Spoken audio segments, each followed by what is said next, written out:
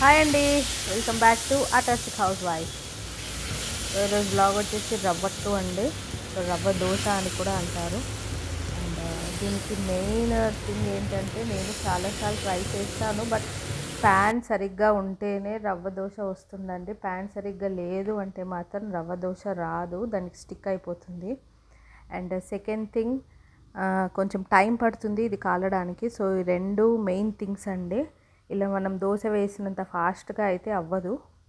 So రెసిపీలోకి వచ్చేద్దామండి. So first ఒక cup బియ్యం పిండి, ఒక కప్పు బొంబాయి రవ్వ అండి. దానికి ఒక పావు కప్పు మైదా పిండి. అండ్ నేను తీసుకున్న ఈ 1 కప్ క్వాంటిటీకి నేను పెరుగు యాడ్ చేస్తున్నాను. పెరుగు ఇలా పెద్ద స్పూన్తో ఒక 2 స్పూన్స్ అండి. ఇది వేసిన తర్వాత కొంచెం జీలకర్ర.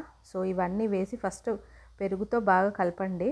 కలిపేసిన తర్వాత ఇప్పుడు మనం రిక్వైర్డ్ క్వాంటిటీ వాటర్ యాడ్ చేస్తూ దీన్ని మొత్తం ఇలా దోశ పిండిలాగా కొంచెం నీళ్ళు ఉండేలాగా కలుపుకోవాలన్నమాట. సో ఇప్పుడు నేను మీకు చూపిస్తాను చూడండి. ఫస్ట్ అయితే నేను పెరుగు వేసిన తర్వాత బాగా మిక్స్ చేశాను. సో మిక్స్ చేసిన తర్వాత ఇప్పుడు మనం వాటర్ యాడ్ చేసుకుందాము. సో నేను తీసుకున్నది 1 కప్ బియ్యం పిండి, 1 కప్ బొంబాయి రవ్వ అండ్ పావు కప్పు మైదా పిండి అండి. సో అంటే ఆల్మోస్ట్ 2 కప్స్ పైన కొంచెం ఎక్కువ అనమాట. సో దానికి నేను ఇప్పుడు వాటర్ యాడ్ చేశాను చూడండి. సో ఇలా వాటర్ యాడ్ చేసిన తర్వాత మనకి లమ్స్ లేకుండా, అంటే ఉండలు కట్టకుండా మంచిగా కలుపుకోవాలి. సో లమ్స్ ఫామ్ అయితే మాత్రం కష్టమండి. సో లమ్స్ ఫామ్ అవ్వకుండా నీట్గా ఇప్పుడు ఈ వాటర్ అంతా వేస్తూ ఇదంతా బాగా కలుపుకోండి. ఒకవేళ మీకు స్పూన్తో అవ్వట్లేదు అంటే మీరు చేయితో అయినా సరే కలుపుకోండి, విస్కర్తో అయినా ఇంకా ఈజీగా అవుతుంది. సో నేను స్పూన్తో కలిపేస్తున్నాను. సో నేను 2 గ్లాసెస్ ఆఫ్ వాటర్ యాడ్ చేశానండి ఇప్పుడు. సో మనకి ఇలా మొత్తం ఇలా నీళ్ళలాగా ఉండాలన్నమాట. సో మనం ఇలా పెనం మీద వేస్తే ఇలా జారిపోతూ రావాలి పిండి. సో అప్పుడే బాగుంటుంది అనమాట. సో దీన్ని ఇలా కలిపేసిన తర్వాత ఇప్పుడు మనము దీన్ని కొద్దిసేపు పక్కన పెట్టేయాలండి. సో దానికి ముందు నేను కొంచెం ఆనియన్స్ ఇలా చిన్న చిన్న పీసెస్లా కట్ చేశాను. సో ఆనియన్స్ అండ్ పచ్చిమిర్చి కూడా చిన్నగా రౌండ్గా కట్ చేసుకోండి. సో టేస్ట్ బాగుంటుంది. అండ్ ఆనియన్స్ కానీ మిర్చి కానీ మీ టేస్ట్కి తగ్గట్టుగా యాడ్ చేసుకోవచ్చు. స్పైసీనెస్ ఎక్కువ కావాలి అనుకునే వాళ్ళు ఇంకా కొంచెం మిర్చి యాడ్ చేసుకోండి. సో నెక్స్ట్ నేను ఒక 1 స్పూన్ సాల్ట్ యాడ్ చేశానండి. యాడ్ చేసి ఇదంతా ఒకసారి బాగా మిక్స్ చేసి పక్కన పెట్టేయాలండి. ఇది ఒక 10 to 15 మినిట్స్ మనకి సోక్ అవ్వాలన్నమాట. ఇది 10 to 15 మినిట్స్ మనము నానబెట్టిన తర్వాత ఏంటంటే రవ్వ అంతా ఇలా వాటర్ని అబ్జర్వ్ చేసుకుంటుంది.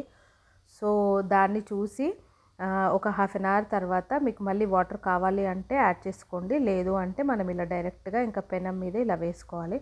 అండ్ ఇది దోశలాగా మాత్రం వేయడానికి రాదండి. ఇలా నీళ్ళలాగా ఉంటుంది కాబట్టి మనం ఇలాగే స్ప్రెడ్ చేస్తూ వేయాలి. వేసిన తర్వాత మళ్ళీ రుద్దడం అలాంటివి ఏం చేయకూడదు దీనికి. అంటే ఇప్పుడు మామూలుగా దోశ పిండి వేసి మనం ఇలా రౌండ్గా స్ప్రెడ్ చేస్తాం కదా, అలా చేయడానికి మాత్రం రాదండి. రవ్వట్టుకి ఇలాగే వేయాలి. సో ఇలా ప్యాన్ అంతా స్ప్రెడ్ చేసి మీరు నూనెతో కాల్చుకుంటారో నెయ్యితో కాల్చుకుంటారో మీ ఇష్టం. సో నేనైతే నెయ్యి యాడ్ చేశానండి, ఒక 2 స్పూన్స్. సో చుట్టూ అండ్ మిడిల్లో అక్కడక్కడ కొంచెం నెయ్యి వేసిన తర్వాత ఇప్పుడు దీన్ని మీడియం టు హై ఫ్లేమ్లో, లో ఫ్లేమ్ కాదండి, మీడియం టు హై ఫ్లేమ్లో ఒక 5 మినిట్స్ అలా ఫ్రై అవ్వాలి బాగా. ఈవినింగ్ స్నాక్స్లో కానీ మార్నింగ్ టిఫిన్ టైంలో కానీ చాలా ఈజీ రెసిపీ అండి. ఒక 5 to 10 మినిట్స్లో మీకు అయిపోతుంది. 5 మినిట్స్ సోకింగ్కి పెట్టుకున్న సో ఒక 10 మినిట్స్లో రెడీ అయిపోతుంది కాబట్టి ఫాస్ట్గా వేసి ఇచ్చేయచ్చు పిల్లలు రాగానే. సో ఇంకా మనకి ఫ్రై అయిపోయిందండి. సో నేను దీన్ని ఫ్లిప్ చేసి తీసుకుంటున్నాను. సో ఇదండి ఈరోజు recipe. Now don't forget to like, share and subscribe my channel. Bye guys, see you in the next video.